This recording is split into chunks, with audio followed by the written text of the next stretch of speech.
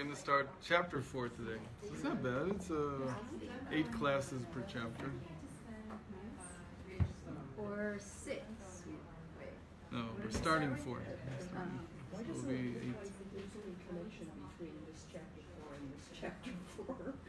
Because it changed. Yeah, but I added. Okay, we have one more paragraph to go over regarding self-confidence and the connection to confidence in Hashem. Or what we said that there's two types of faith in Hashem. Faith in Hashem that's above the faith that we usually talk about, which we spoke a lot about, the faith of a higher faith, which is really that Hashem does have a will, that He does have something that He wants done in the world, and it's not just, everything is just about balance. So there is some direction. And as I think about it, like what this might mean, so if it says anything to you, it's fine. If it doesn't, it's fine also. The idea today in physics is that the world was created the moment that the harmony, the balance inside the point of singularity was broken for some reason. So they call it symmetry. So Wait a minute, say that again. Harmony within, they passed them out. just say it please. So Within it's like singularity. they say that the state, the natural state, is one of harmonious balance, and that to create the world, that balance had to be broken, or what they call it just symmetry. What? According to physics, Right. who created harmonious balance? No, so that's a given. A given And- from what? I don't know. I don't think they explain that. Normal what is harmony? But the creation of the world is the moment that balance stopped. What we're saying is the opposite. That the first type of faith, the higher type of faith, is that there is a will. Are there That any Hashem more- wants something. I didn't Yeah, there know were there 13 many. of them, so there should be some extra somewhere. I don't know where they got stuck. But Do I have one that's somebody here? Just take one. Oh, just one. I'm sorry. you're there.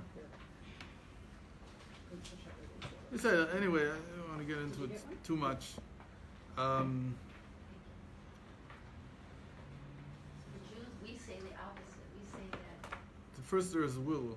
First there is a certain direction. Oh, wait, give me And then it looks like the world is somehow balanced. Okay. In any case, so we said that higher faith leads to confidence in myself, and the lower faith, which is like purging yourself of all the cheshbonos, all the different machinations and all the different thoughts that you have, all the different directions you wanted to take, and seeing everything as just being equal, that leads to what we call passive confidence. Okay. So identifying with Hashem as having will, that's what gives a person active confidence. Because it's like saying that I identify with Hashem as wanting something from the world. So I also want something from the world. That's active confidence. I have the capability, the possibility, the means, the vessels to change something in reality. So now all of this together leads to this last paragraph in chapter 3, which was just handed out, and we didn't see this last time. Faith and confidence correspond then to silence and to speech, to chashmal. Wow. The famous analysis of the Baal Shem Tov, that what was it about? What was Baal Shem Tov trying to explain? He was trying to explain to his disciples that in order for you to speak words that will be heard as objective words, you have to overcome your subjective look and stance at reality. You have to get rid of the subjective. Not rid of it completely, we have to elevate it. You have to take it to a higher level. Because inside the subjective,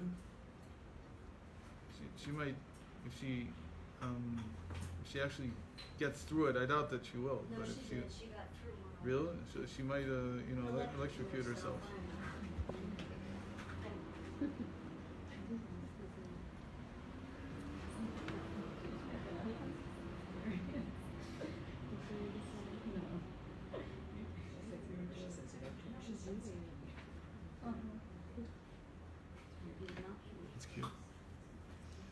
active confidence is identifying with Hashem's will, I can change the world.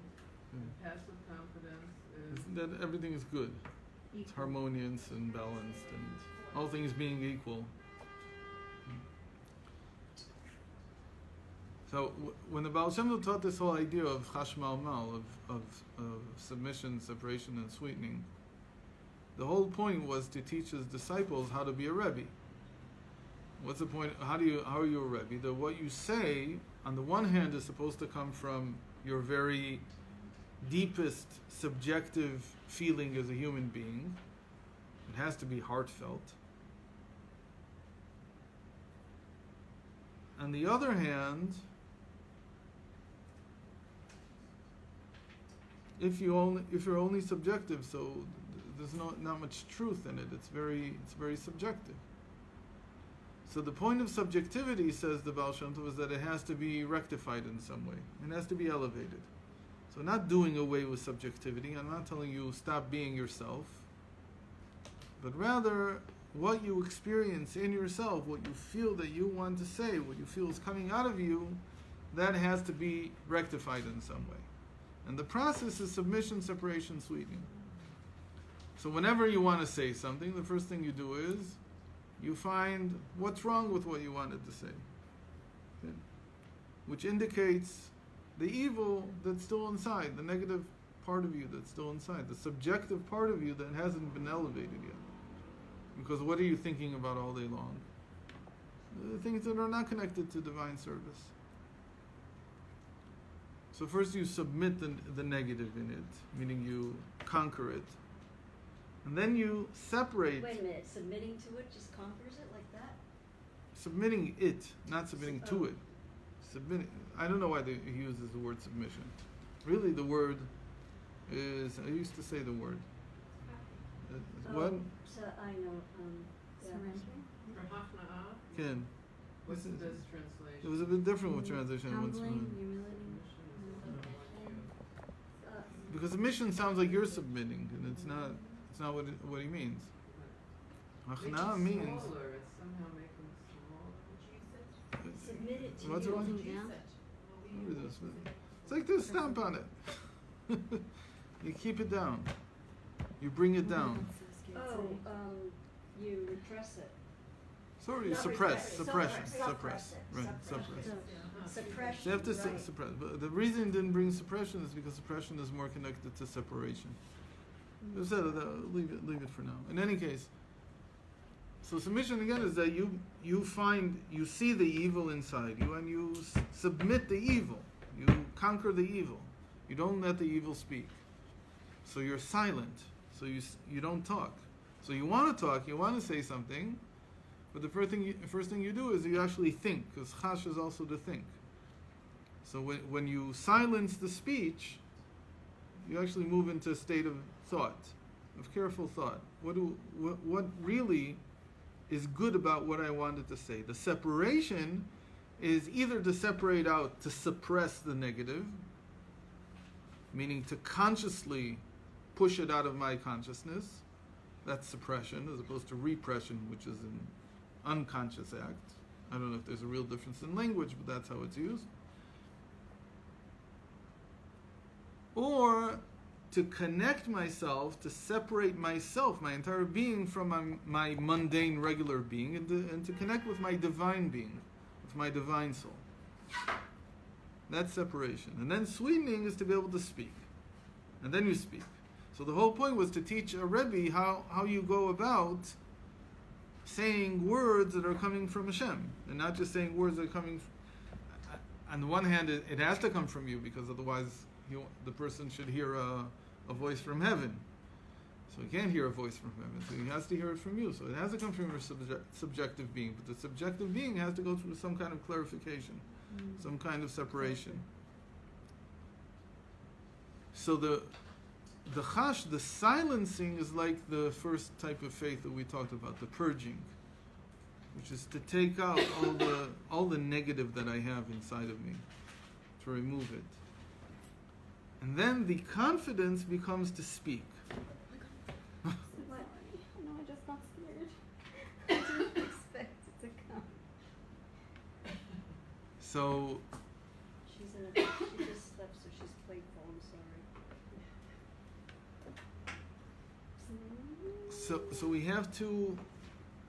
So I have to see where the middle state is. Where's the separation? Because then it just turns out it's silence and speech. The silence is the faith, and the speech is like a form of action. It's like Hashem created the world; He spoke. So where's the separation here? That's what. So let's just read it inside. So faith and confidence correspond to silence and the silencing of thought and purging, and speech, which also refers to filling. Mal has many roots that come out of it. One of them, just mal by itself, is like mem lamed hey. Milah is mem yud lamed is to circumcise, is to separate. But it also means to fill, maleh, like le maleh, mem lamed aleph. So it also means to fill. And that's what we said, that the whole point of confidence is like I'm filling the world not with my actions or with my speech, as in full with divine blessing. Maleh birkat havaya. The power of speech fills the empty space with all the manners of positive content. So all the purging that I did, I now fill it up with positive things, which is also symbolized by the description of, and Noah who came into the ark found favor in God's eyes. What's he talking about? So this was a big deal by the Baal Shem Tov. He says that when you daven, you should see every word that you say as like an ark. Why? Because what is the word ark in Hebrew is teva, which also means a word. So every word is like an empty space that you fill with meaning, that you fill with what you say. So it's like that the words exist there before, and you're filling them with meaning. So he says, what is that like? That when Noah came into the ark, he found favor in God's eyes. That's not how the verse says. The verse says just that Noah found favor in God's eyes. But the idea is that he found favor in God's eyes, that he had an effect on Hashem because of his ultimate destiny to come into the ark, to fill the words. Okay, so it's a thought. So it'll become much more, we'll be able to understand it much better when we begin chapter 4. It's sort of like this is the end of chapter 3, and in chapter 4 we'll see some more about it, and it should become more clear where the separation went to. Okay. So faith is the power of God's very essence, which enacted the initial contraction, which is described as a removal, or if you want, the purging of the light of God's essence to the sides, as it were. Okay, so how does the Arizal describe creation? He says the first thing that happened was that Hashem contracted, which means he removed the light, which means the revelation, right? We've talked about this many times. And when you say the light of something, you mean how this thing is revealed, because light reveals some aspect of the thing in and of itself. So the light was removed, it was pushed to the sides.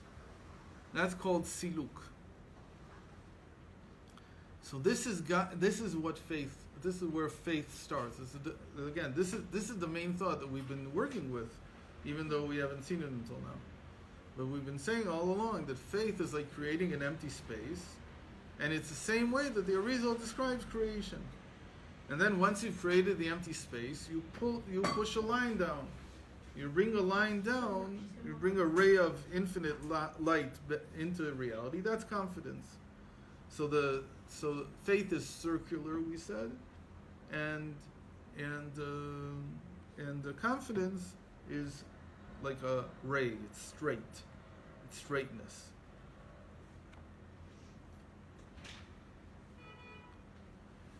But now he gets into it much more deeply. Because this removal, what did this removal do? So it is the secret of the source enters the space of the light, as explained in Hasidic teachings. What's the source here? The source is Hashem's the source of the light. So we'll see in a moment what we mean here.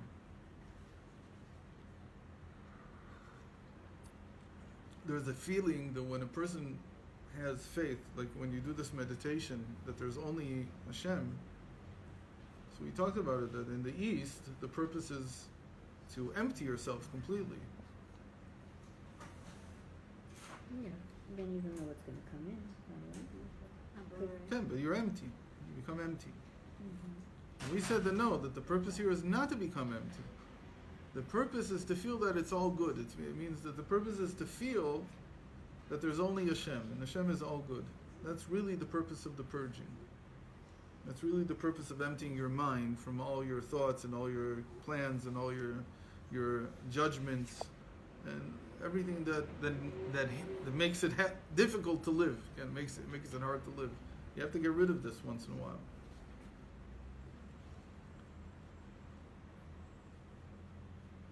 Feel it's only Hashem. Okay. It's all good. So how does that work? Maybe you think that when you empty your mind, you have to bring Hashem in. Maybe that's what you think, that it's not. But what he wants to say here, it's the same thing. That when you empty the mind, what you're really doing is you're emptying the mind of the light of Hashem's revelation. And the moment that you remove the light, the source can come in its place. So let's explain what this means. This is there's no good. The Rav couldn't think of something during the shir, and I didn't have enough time to see whether I could come up with anything either. But it's sort of like the opposite from not being able to see the stars in the middle of the day. That if I would remove the sun, so the stars are still there, I just can't see them because there's too much light.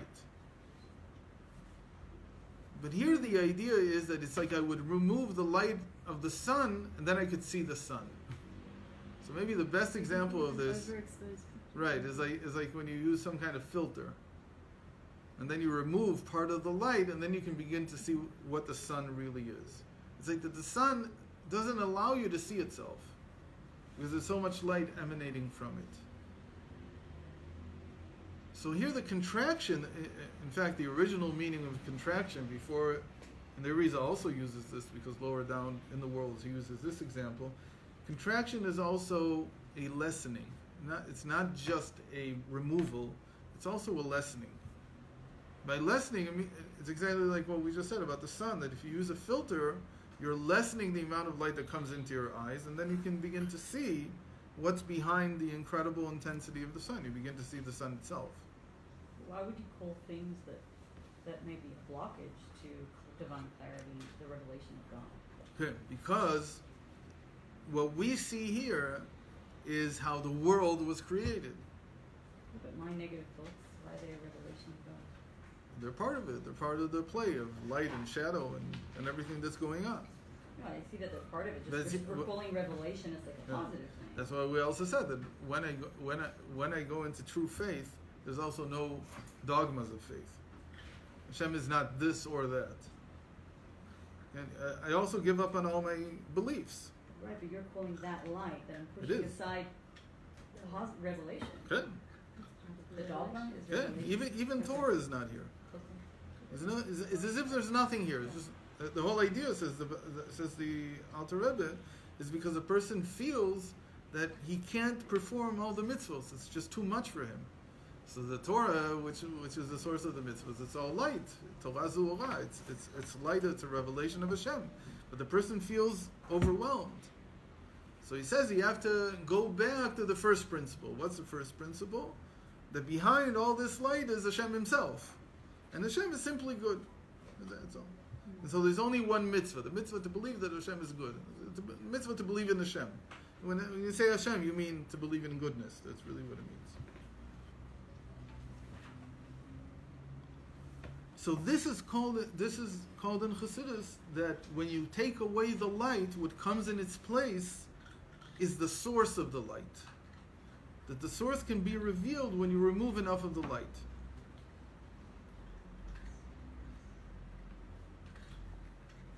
So what's higher, the source or the light? So this is an incredible idea that as much as Hashem we're engaged in this revelation of Hashem called the world, and the revelation of ourselves called our lives, and the neshama is being revealed through this story that we're going through right now.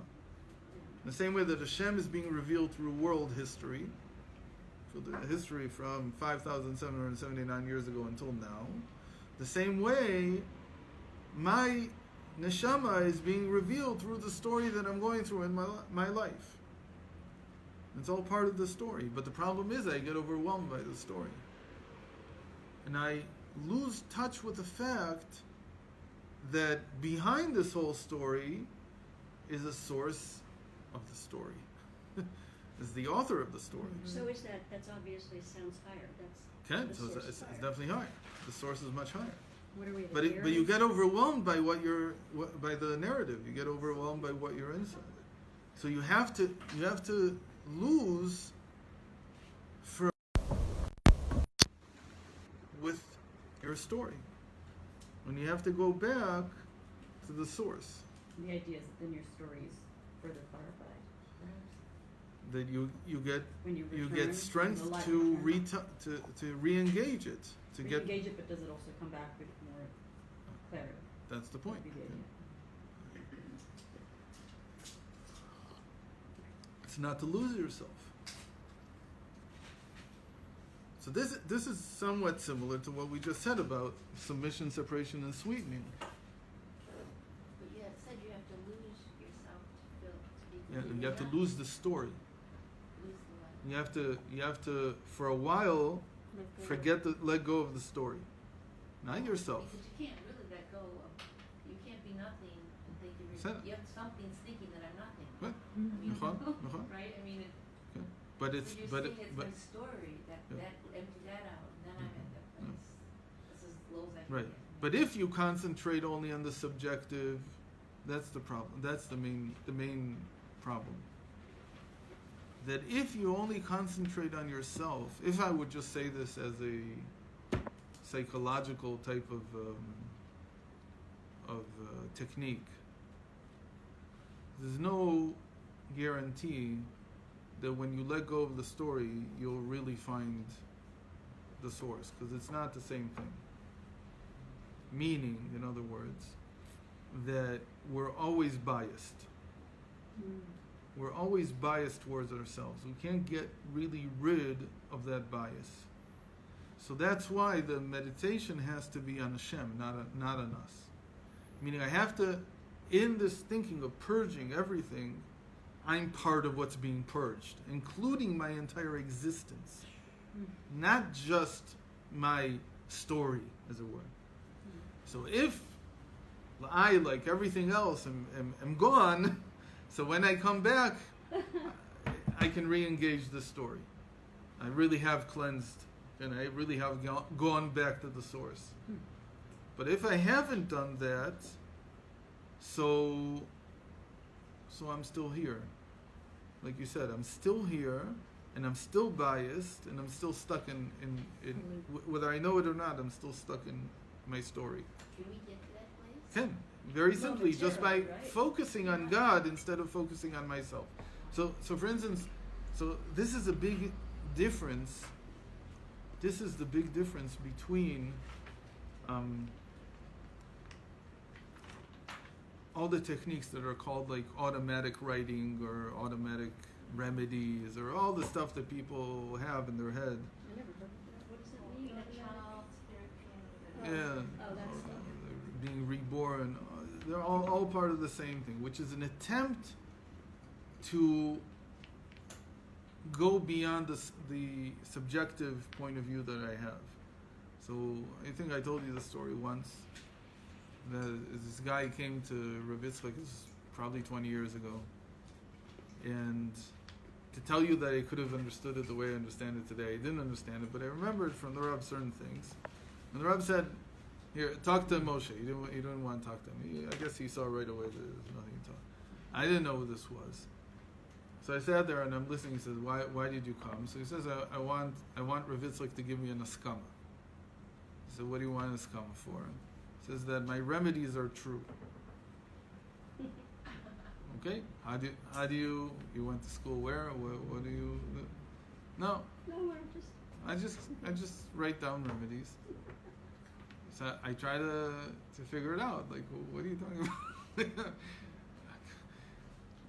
Very much giving him all the benefit of the doubt, especially since I didn't understand what he was saying. So, can you? No, it wasn't homeopathy. It wasn't. I tried to ask him, is it homeopathy? Is it this? Is that what is it? He said, no. Somebody comes and they write down a remedy. So it took him a long, long time to be willing to admit that what he does is he like blanks his mind, and whatever the first thing that comes to his mind, that's the remedy. And he wanted the Rav to give him a skama. This is from the Baal Shem Tov somehow, that the person that whatever's speaking to him is the Baal Shem Tov.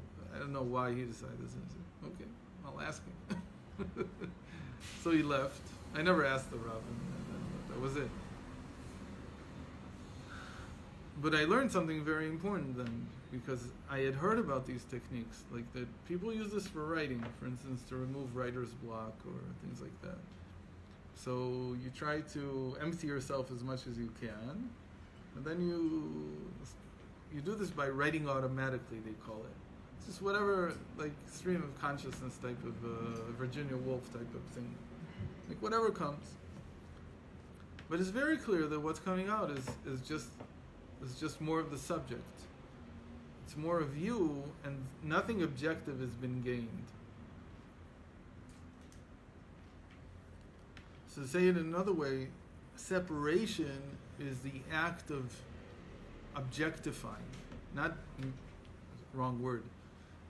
Objectification means like you turn something into an object. I mean here that you gain an objective point of view.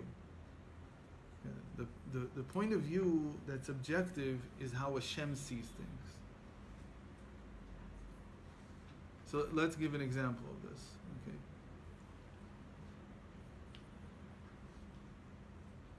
And people read this in completely two different ways, and it's understandable why.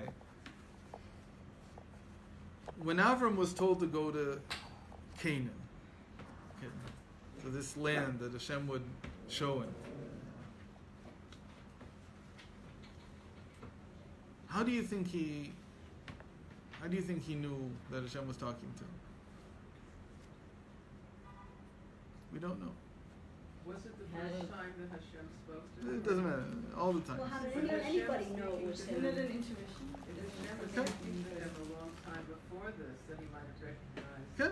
Can, but how do you know? But if it's the first time, No, even after the first time. Because he probably didn't want How to do you go. keep knowing that? You probably know when you It's a don't want to do it. wonderful question. Do you know? How do you know? So the Rambam says all these prophecies before Moshe Rabbeinu were all in a dream state. So in a dream state, which is very, very subjective, because even after you dream, you have to interpret what you Right. dreamt in a certain way.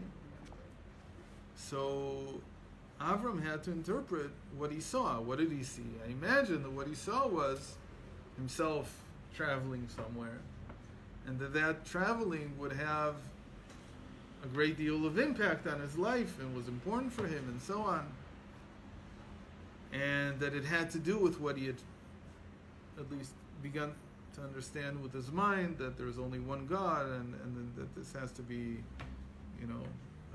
publicized to the entire world and so on. But how does he know? How does he know that this is real? So that's the greatness of the Avos. That's the greatness of the Jewish people in Egypt. That there was no clear 100% indication that this was divine. It was all, like we said about Avram, he's the first person who's really confident. He goes beyond faith, and he begins to act. And he circumcises himself, saying, this is what Hashem told me to do. How do you know? Well, that's true. I mean, if somebody does that, you figure somebody would attempt that. Why? People do all kinds of things in the name of God. God told me to do so and so. How do you know? So they were in a very difficult state, which only, in my opinion, only intensifies and highlights how much faith they had in God. Right, how come later, why can't it be as difficult at any time in history? We'll see in a second. Okay. But for them, the prophecy was a dream which needed to be either trusted or not. Trusted meaning acted upon. This, my faith now becomes some kind of act of confidence, act of trust. And if you're talking about, like we will explain even more in depth later, that it's a sign, that I can understand. A person dreams, and he says, this is a sign that I should do so and so. Yeah. So he's willing to follow the signs. He's willing to follow his dream in the sense of it's a sign for what I'm supposed to do. But the whole point of Abraham is that at some point he comes to the state where he has to function without signs. He now is at a higher level, which is called confidence. That now you know what you need to do, now it's up to you. There's going to be no more signs. You decide where we're going. Like that's where Avram ends up. That after he reaches the highest level of faith, now it's you decide. And the Shem Okay, follows. right. No more signs. You have to be 100% sure that what you're doing is right, and that Hashem wants what you're doing. It's a very difficult state to reach. In any case, it required a tremendous amount of effort. In that sense, it was something of a surprise, I think, when Avram suddenly had another vision like this, and the vision tells him, take Isaac and sacrifice him. He says, if I've been following the path of me, when it comes to me deciding, I would never do this because it goes against the plan, it goes against everything that I've done.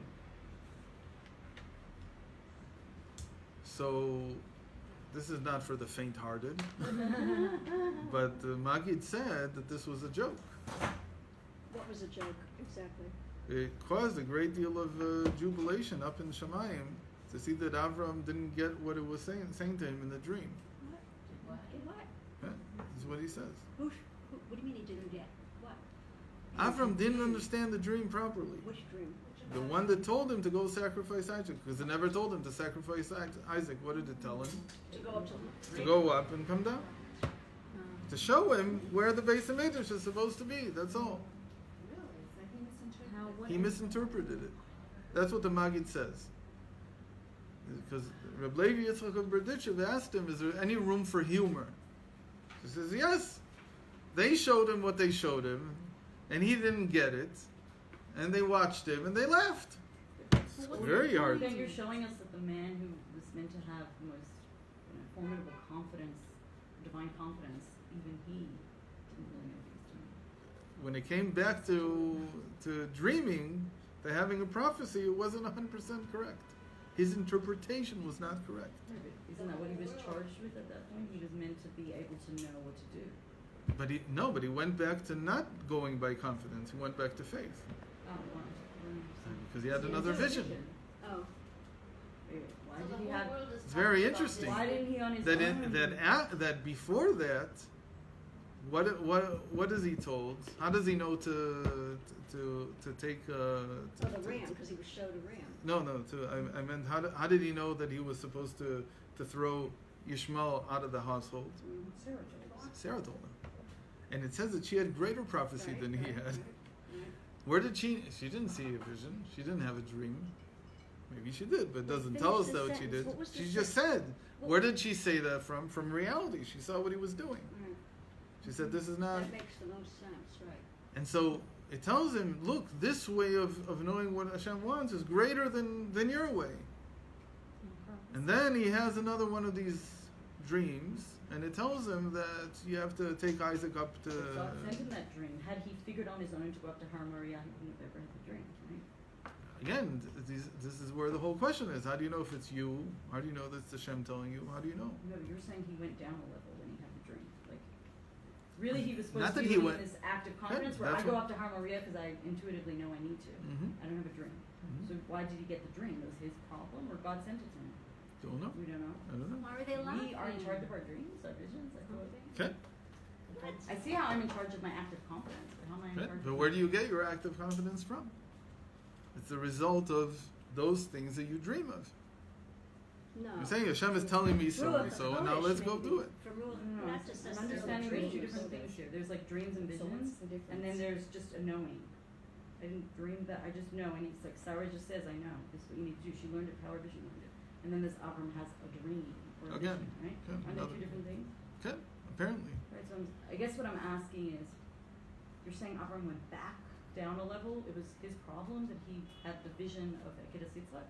I don't know. You said that I don't know, but it sounds like it's going back to the old system. Goes back and forth, though, so- Maybe it goes back and forth. I don't know. Okay. I don't know what the answer is. I'm just saying that when the Maggid was asked about humor, he said that was all very humorous about it. That's how we interpreted it. Well, we didn't mean that at all. Where did you get that? And what does he gain from this? Okay, Like- so now let's see. So all the first 7 generations of Yiddishkeit were based on this type of knowledge, which was dependent on the subject, on the subjective point of view. It came in dreams. Until Moshe Rabbeinu.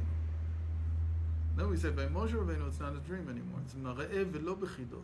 It's not a riddle anymore. It's a vision. He sees exactly what it means. You said Sarah saw in She had a reality. taste. It sounded that Sarah saw reality much better than he did. Well, that's how women And know. that's how she knew what to do, by seeing Okay. it. Right. And Moshe saw. And Moshe saw reality also. She had a taste. In that sense, she's closer to him than Avram is. In any case, how do we know about all these stories? How do we know that the first 7 generations had prophecies? How should the Rashi starts the Chumash? He says, where should the Torah have started? Chodesh Hazeh Lachem, the first real prophecy that Moshe Rabbeinu has. The first clear prophecy. How do I know that it's clear? Because it has an act that you're supposed to do. This month for you is the first month of the year. You need to sanctify it. You need to do this. You need to do that. Take a ram, take a lamb, take whatever. Start preparing for Pesach. The mitzvos make it clear and distinct prophecy that there's no 2 ways of understanding. You are supposed to do this.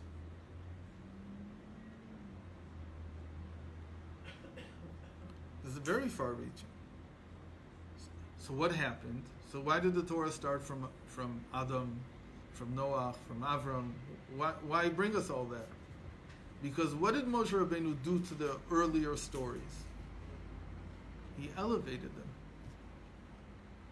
Meaning he told them as they were seen from Hashem's perspective.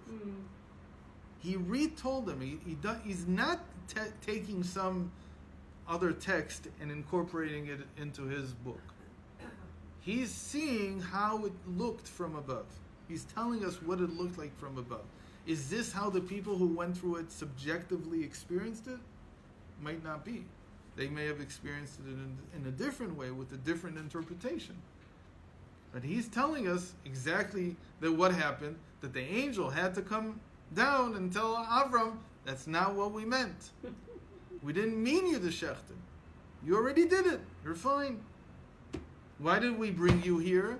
Because you know what you see from here? You see true awe of God. And that's what I wanted Isaac to have. Because Isaac, he's the archetypal soul of awe of Hashem. Yerushalayim, Ve'ar Hashem Yira'eh. This is the place where you see the splendor, the awe of Hashem. You gain awe of Hashem. How can the Arabs say it's Ishmael?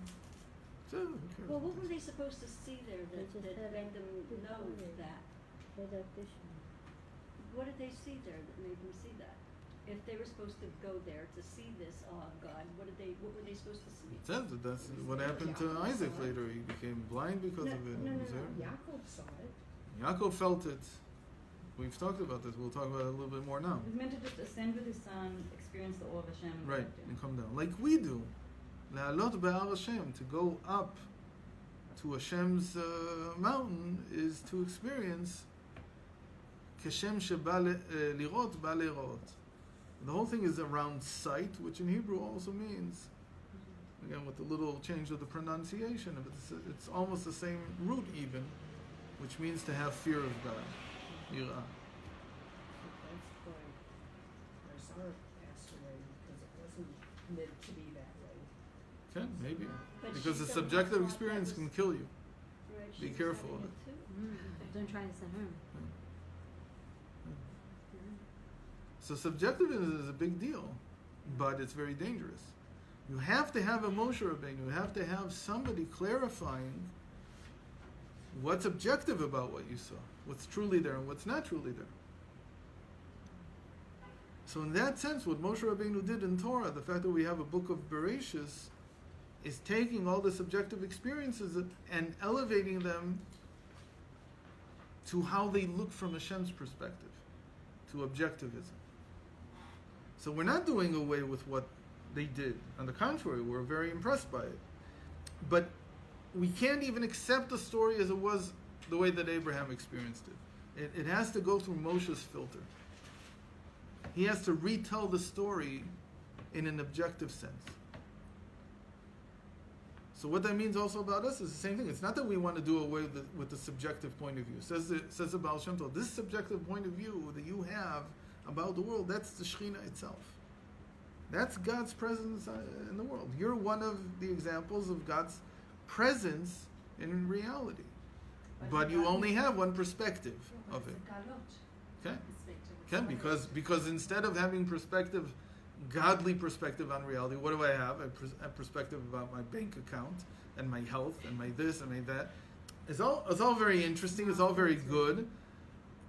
But even if I don't sin, it's still not a godly perspective. I'm still not raising and elevating everything to be serving Hashem. All the more so if I use my perspective to go chasing after my cravings and what I want and what I crave and what I don't need and all these things. So in that sense, it's on the contrary, subjectivism is the key. But it has to be refined. It has to be objectified in the sense of elevated to a higher level. And that's what the Moshe Rabbeinu in each one of us does. If someone told me this story, that, the way you're depicting the story of the Akedah now, I would, if I wasn't a believer, or I don't know, even if I was, I would say, well, from here I learned why somebody who does things in the name of God could be totally messing up. Right? And so why should I trust You can't. the leaders, the That's rabbis, exactly the sages? point. That's exactly not. the point. Okay. You can't. It has to go through Moshe Rabbeinu. Yeah, but Settle. Moshe Rabbeinu and me is what we call separation. so you're saying once there was a Moshe, from then on, Good. I'm safe. I'm not safe. I'm So not I'm safe. not so You can easily still safe mess because up. I can fall back into my subjectivism. But if I bring it to Moshe Rabbeinu, so that's exactly We have a why are we talking about this? Because this is the begin. It's in this part, this week's What does parsha. it mean to bring it to Moshe? So in this week's parsha it says, "Ma Hashem Elokecha shoel mimach." What is Hashem asking from you? But to fear God. This is like in one sentence, in one verse, the whole story of the Akedah. What did Hashem want from you? He wanted you to sacrifice yourself. He wanted you to kill yourself. He wanted you to sacrifice Isaac. He wanted you to have fear of God. That's all. So say the sages, how can you have fear of God? For me to have fear of God is to come shech myself. Maybe that's how I get fear of God. Maybe that's how it works for me. He says, no, the way to come to fear of God is to come to Moshe Rabbeinu. That's what they say. Ba'apei Moshe milta zototai. When you're before Moshe, then it's an easy thing to come to fear of God. It's not like what you thought. Your subjective reality could be ridiculous. It could be crazy. All I'm asking from you is really to be before Moshe Rabbeinu. That's all. But we're saying each one of us has a Moshe inside of us, right? No, not so simple. So what's the Moshe Rabbeinu? The Moshe Rabbeinu of the generation. There's a Moshe Rabbeinu that you bring it to. Okay, but At the if I can dare to say, even someone who, there have been Hasidim throughout time who have been connected to the Moshe of their generation, or even students of Tanaim, and they would say, I'm doing what I believe my Rebbe wants, and I'm messing up. So at what point can we Take say off the it's sacred? floating. I don't understand. At what point can we take off the floating is what we're asking. Take off the what? Anyone can The pull floating. anything sacred, Oh, said it. That's the question. But who's gonna? Who's, you always need a Moshe Rabbeinu until the No, Mashiach says in the end, that's it. no, but you I'm don't even saying need when me. there, Everybody there has have me been Moshe inside. Rabbeinus in every Good. generation. But I'm saying there are stories in the Talmud of students of they had a Rebbe and still they lost themselves. Not perfect. Said it That's because they okay, didn't listen but- to the Rebbe. I know, but my Like point Acher, is, he had Rebbe Meir, yeah. and Rebbe Meir told him, "Get off the horse. It's not as bad as you think it is." But Acher's subjective point of view was, "I've been cast out. I have no room in Shemayim. So therefore, any avera I do is meaningless." Rebbe Meir said, he's his Rebbe. He says to him, it's not It true. was the other way. Acher was Rabbi Meir's rabbi. Oh yeah, said, but in this case they switched roles. Okay, that's what he didn't see.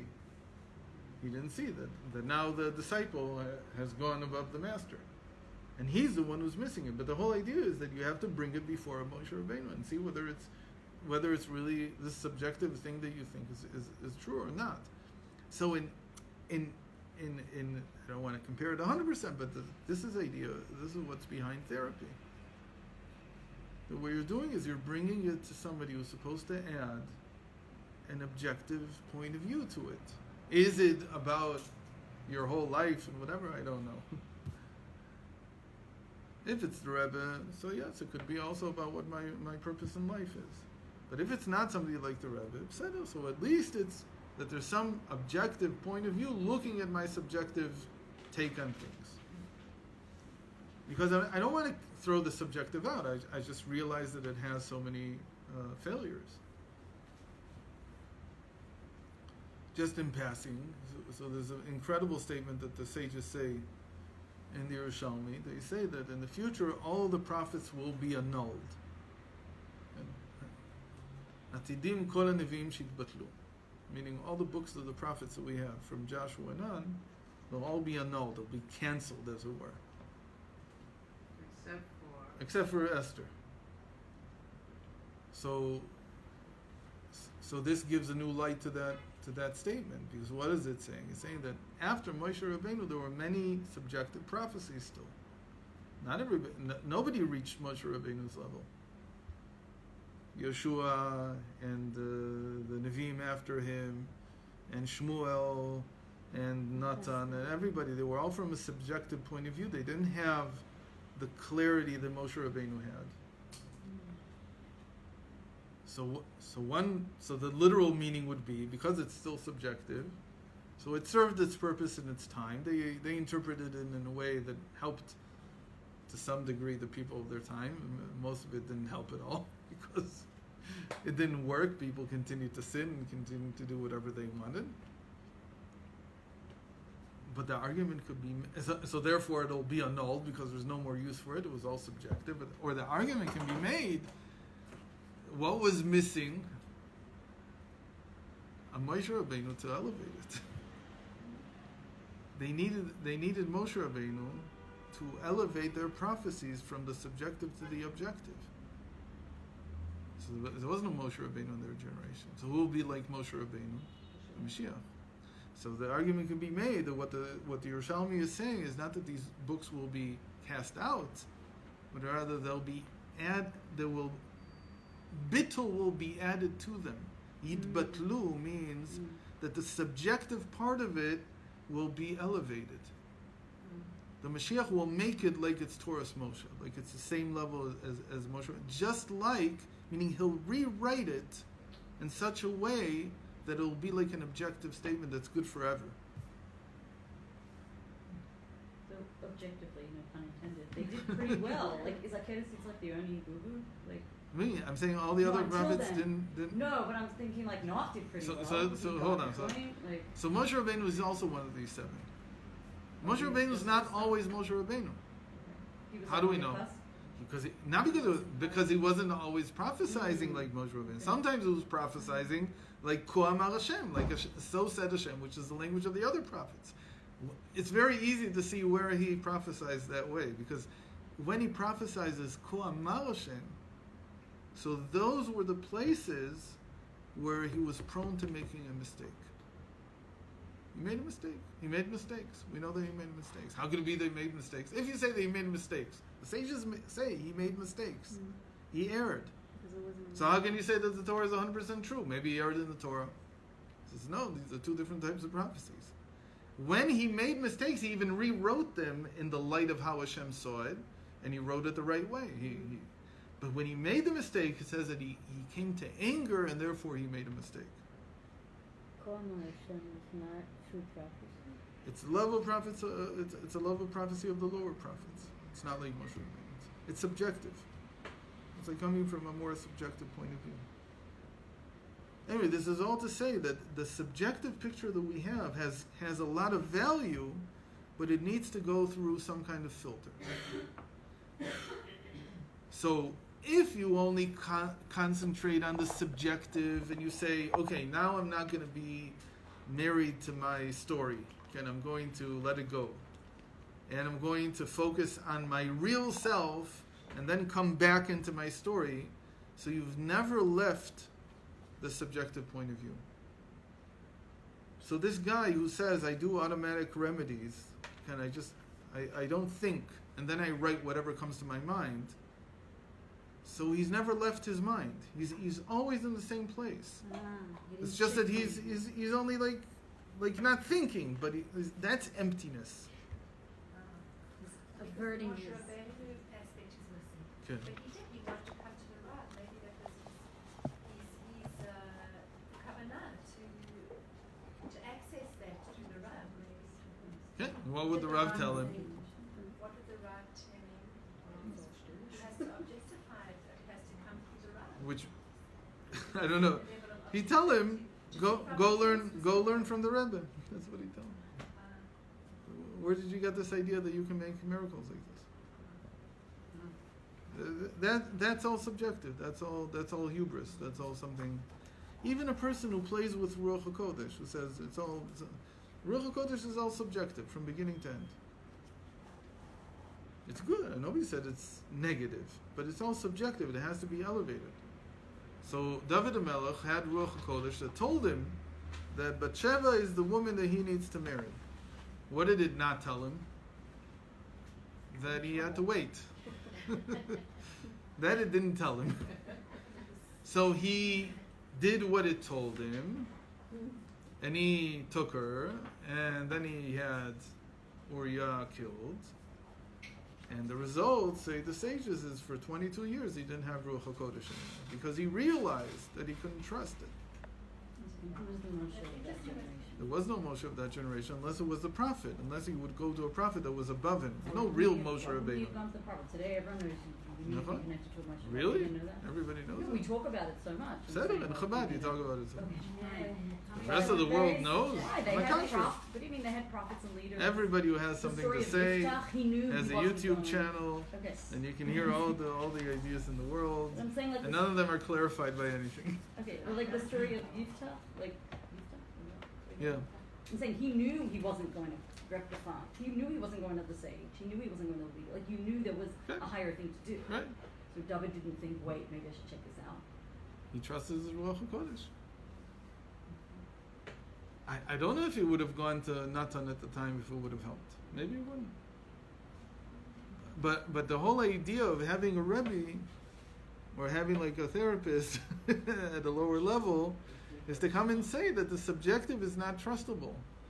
It's not that it's completely wrong. I want to sweeten it. I want to use the subjective. But I have to use it in such a way that it also won't be entirely subjective. So the remedy here is that instead of purging my thoughts, I completely purge everything, including myself. And then, when the light is gone, the source can appear. Then Hashem appears. And that's a completely different level. That's where real confidence comes from. So when you go to the Rebbe, you're the therapist. that's when you're willing to Purge. Or that's what they call it, Ken. Kabbalah's old or something. Well, more than a Then- bittul. Yeah. It's a feeling of bittul, of self-nullification. That I'm Then not you- here. You have to really trust that person. Is that it? To let Obviously. yourself be at Kabbalah's, I mean, to Right? To be in bittul. But that's where you really stand to gain from it. It's not just to do what he tells me. In a certain sense, it's how as I was speaking, it came to mind that this is where the question this is where you can test if you have real bittul, because let's say he tells you, let's say it's the Rebbe, so he tells you you need to do so and so, and you begin to build your life around this image of you doing so and so, and then somebody comes and does it instead of you, or at least seems to be in contest with you over this mitzvah. How do you take it then? So that's a question where it really came from. If it came from your subjective self, you won't be able to give it to the other person. You won't feel that the ikar is that this thing be done, because it's not mine, it's Hashem's. So if you had real bittul when you listen to the Rebbe, so you'll be able to even let go when there's somebody else who's doing it instead of you. Let someone else get some credit for it. Maybe Or you're somebody else meant gets to the do it credit for it and so on. instead. Like God is much bigger than one little thing. Can't this person do No, something else he's meant to do? I don't know. It could be something else, but let's No, say it just sounds so like specific. Ken, Nobody can it's take very away. specific. A guy, It's a test. he understands that the Rebbe wanted him to be a shaliach somewhere, Oh, in a certain city. and he goes, and somebody else comes a year later, and he's 1,000,000 times more successful. So he can do one of two things. He can say, and this is where the bittul will come in. He can say, look, he's so much more successful, I'll come work under him. Why do I have to? And there's another option, which is that he's doing his thing, and I'm very supportive of it, and I think that's okay. There's no contest. There's certain people that I can, but it's not a contest. It's not like me against him. If you can come to that level of feeling that way, so where is it that way? So all of life is like that, because in the end, all of life is a certain contest, or what do we call it? What? Competition. A competition over the resources. Somebody has to live in that house, that big beautiful villa over there. It's a mitzvah to live there. It's Yisrael. It's a mitzvah to live there. But maybe I don't have to do that mitzvah. They have to do that mitzvah. I have to do my mitzvah.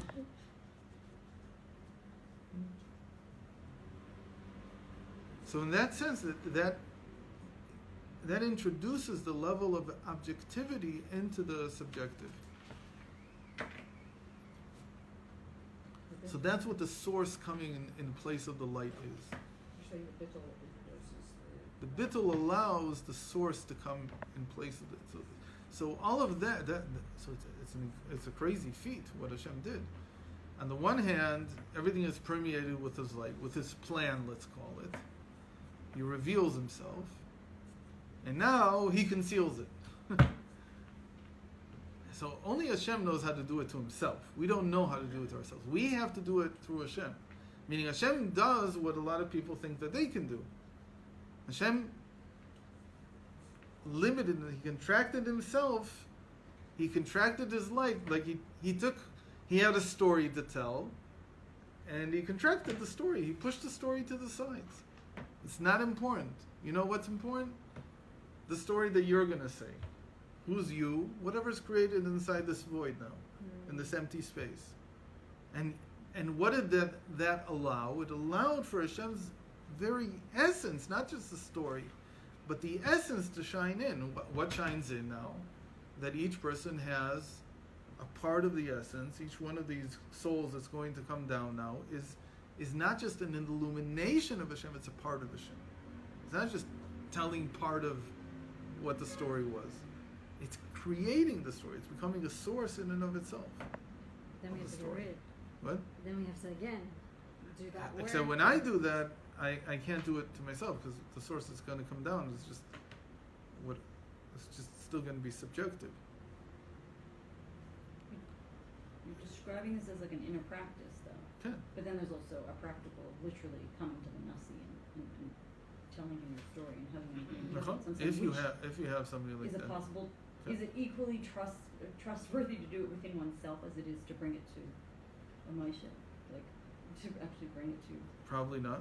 If you feel Well, on it's the not. But I don't know. level, I don't know. potentially, Imagine that. if you're on the level. But if there's nobody that you can bring it to, you can't bring it to. What can you do? You're saying if you don't have anyone. I don't know You can if you don't have anyone that you can do this with. I don't know. What do you do? Okay. What do you do? I have somebody to bring it to. Uh-huh. I don't do it very often. It's whenever. Yeah. I guess what I'm saying is like, how physical does this have to be? Meaning, you know, I could go to the Ohel and I can pray and I can, you know, write a letter and I can daven to Hashem to send me clarity and I could trust that that's my bringing Maybe. the story to the Moshe. Could be.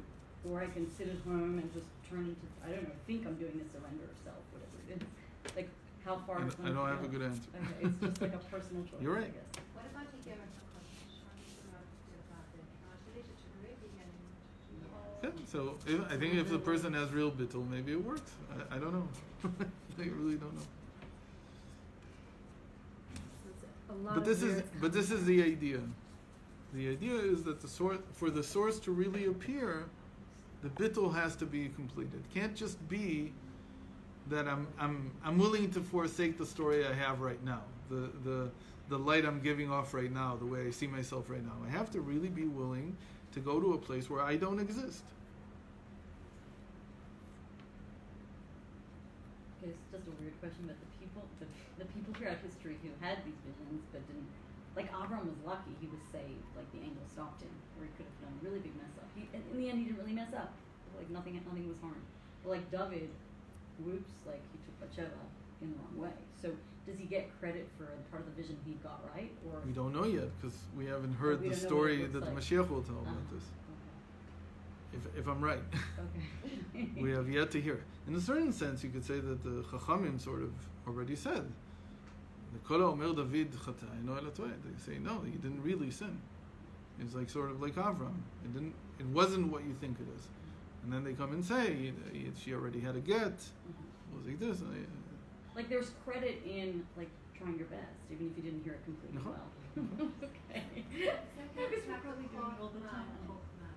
Right. I don't know.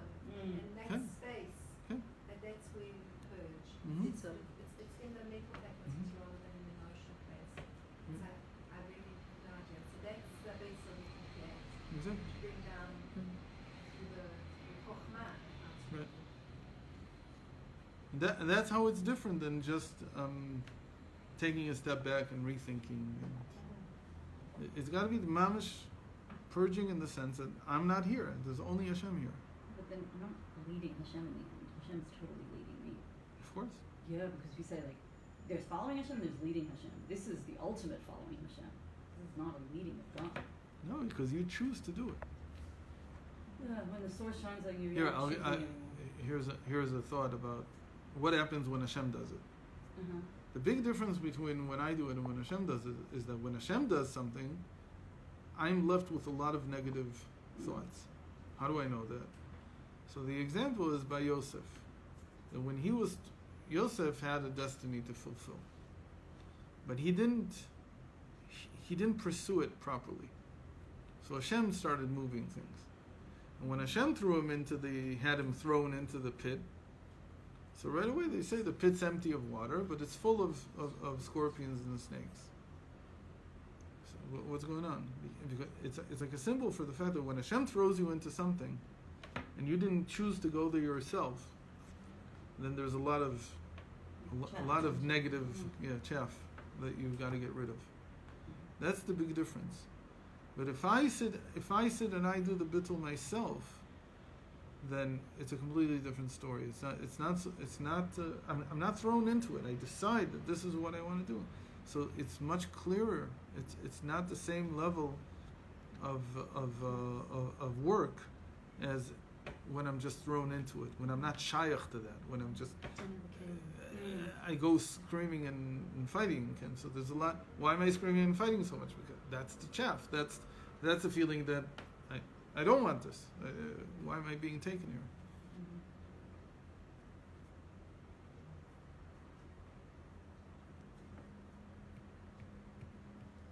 So, what time is it?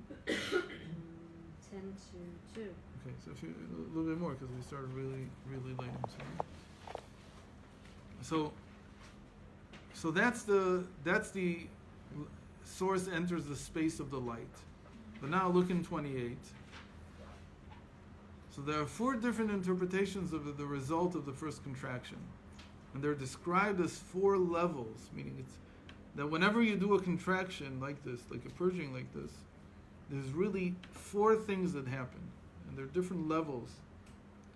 So the highest level is what we just described. The source entered the place of the light. That's called God's very essence. There was something else that's described that happened. That the power of limits in the infinite was revealed. Is that part of 1? So that's the second one. What does this mean? Power of limits. It means that until now, before Hashem contracted the light, what was revealed was the infinite power in Hashem. The power of the infinite in the infinite. But now, the contraction was to reveal that there is a finite power also. So what does the contraction do here? It's not just revealing Hashem's essence, it's also setting it up for some kind of finite reality to appear.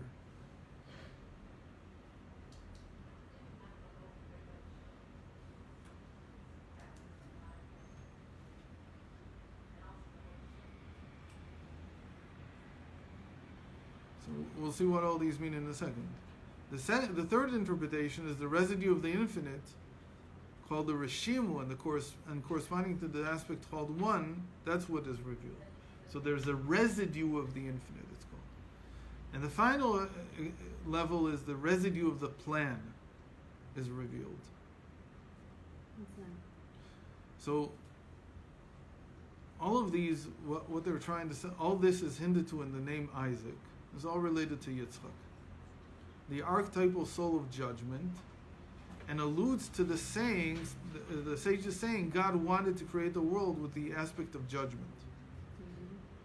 With Midat Hadin.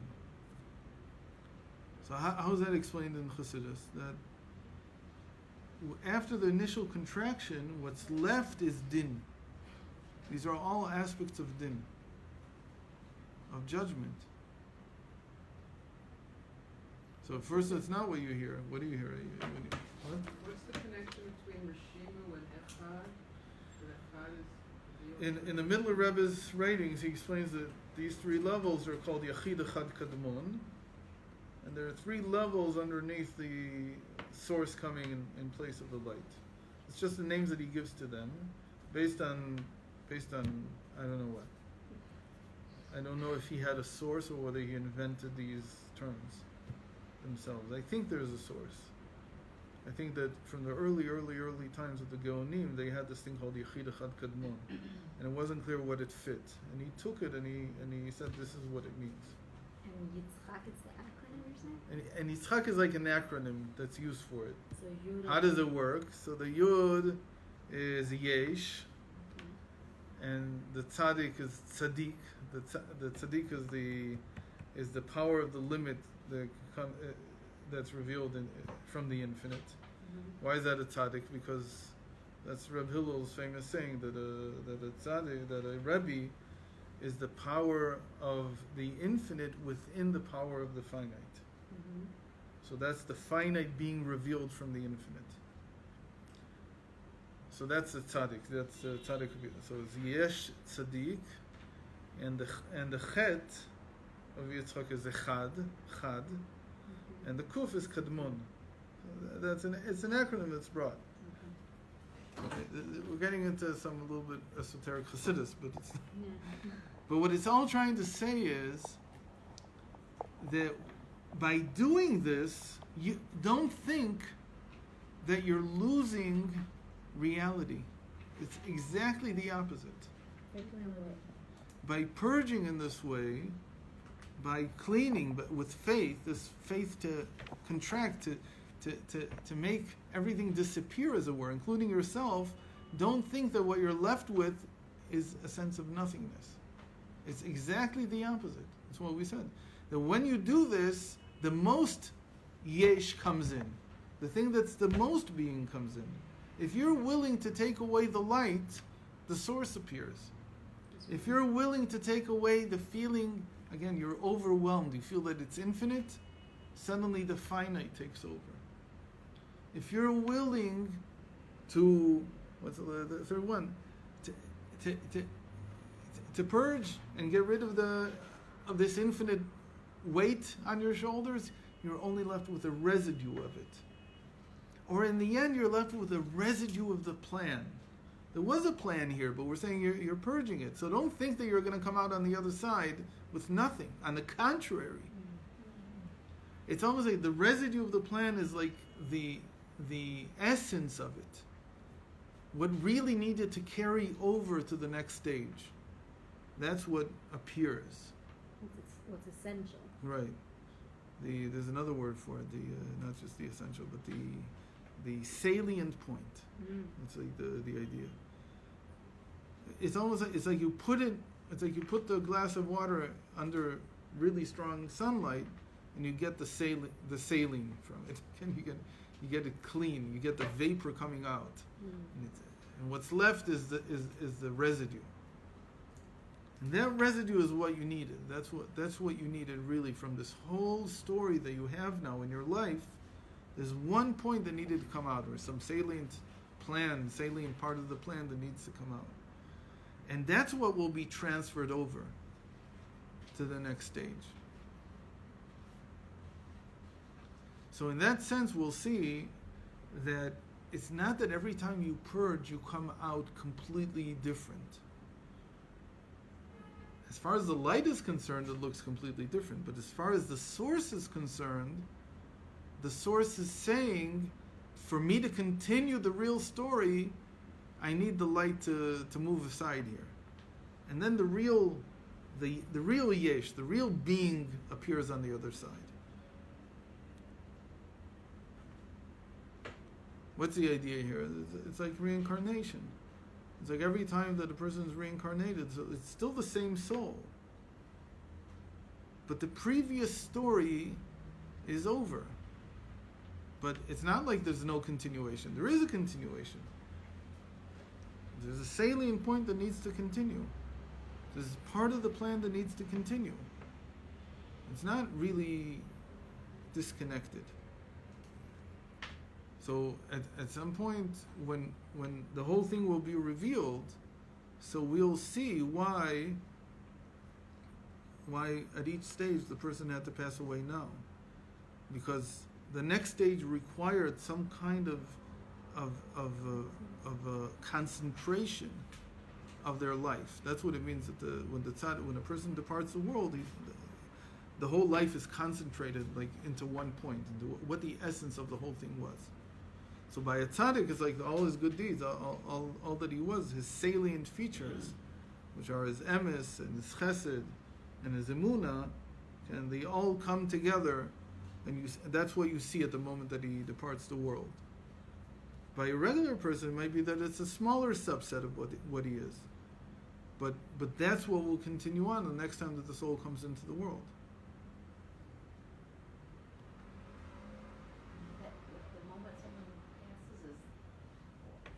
It's a moment of concentration. Everything is concentrated into that moment.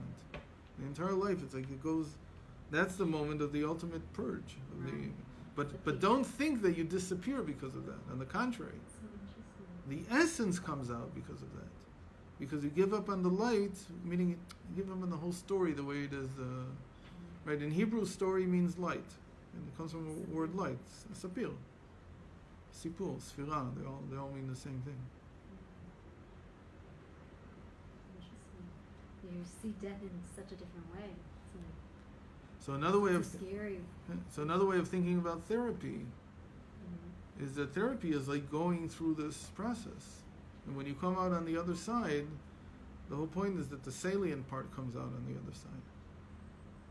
This willingness to come to somebody and place yourself in somebody's hands, that's a form of bittul.